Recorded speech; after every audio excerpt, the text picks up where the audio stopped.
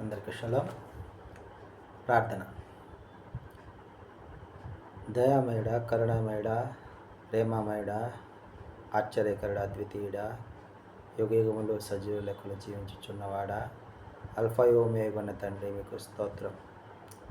నన్ను అంధకార సంబంధమైన అధికారంలో నుండి విడుదల చేసి తాను ప్రేమించిన తన కుమారుని యొక్క రాజ్య నివాసినిగా చేసేదనని వాగ్దానం చేసినటువంటి అదోనాయి మీకు స్తోత్రం. అనుకూల సమయమందు నీ మొర ఆలకించి తిని రక్షణ దినమందు నేను ఆదుకుంటుని అని వాగ్దానం చేసిన అదోనాయి మీకు స్తోత్రం.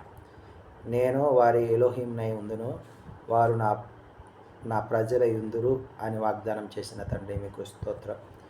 మీకు తండ్రినై ఉందును, మీరు నాకు కుమారులను కుమార్తెలనై ఉందురని వాగ్దానం చేసిన తండ్రి మీకు స్తోత్రం. నన్ను బలపరచు వాని అందే నేను సమస్తమును చేయగలనని వాగ్దానం చేసిన తండ్రి మీకు స్తోత్రం. విశ్వమెస్సేనందు పరలోక విషయములలో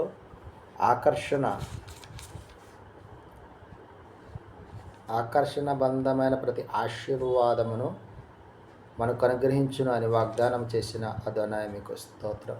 తండ్రి, ఇటు వాగ్దానాలను మేము స్వంతరించుకోవడానికి నీ యొక్క కృపా బాహుల్యం ఒక తోడుగా ఉంచి నడిపిస్తున్న విధానం బట్టి మీకు వేలాది స్థుతులు స్తోత్రాలు చెల్లించుకుంటూ ఈ మా మనవులను మా రక్షకుడి విమోచకుడు యెషూవా మెస్సీయ నామమున అడిగి పొందుకుంటున్నాం తండ్రి, ఆమేన్.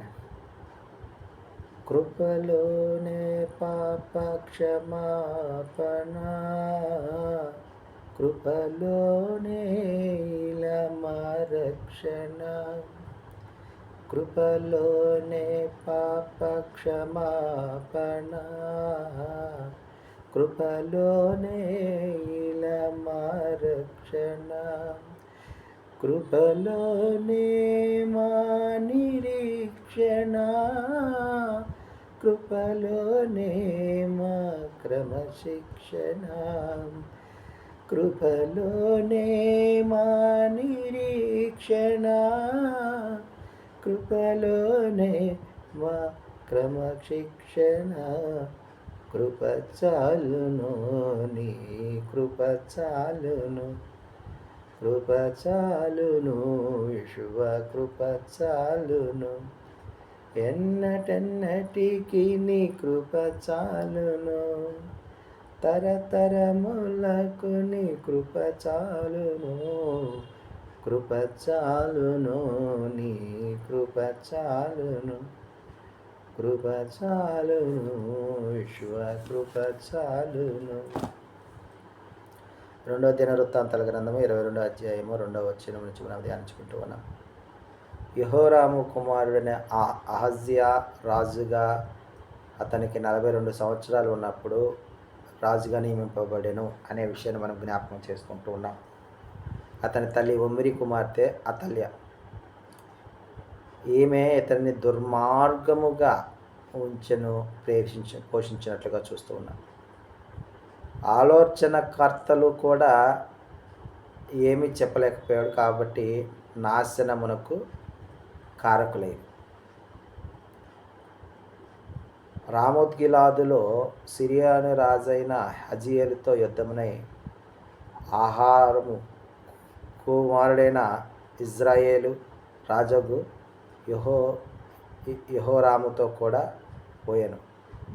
యుద్ధానికి వేరే శత్రు రాజుతో కలిసిపోయినందుకు సిరియనుల చేత యెహోరామును గాయములు తగిలాడు.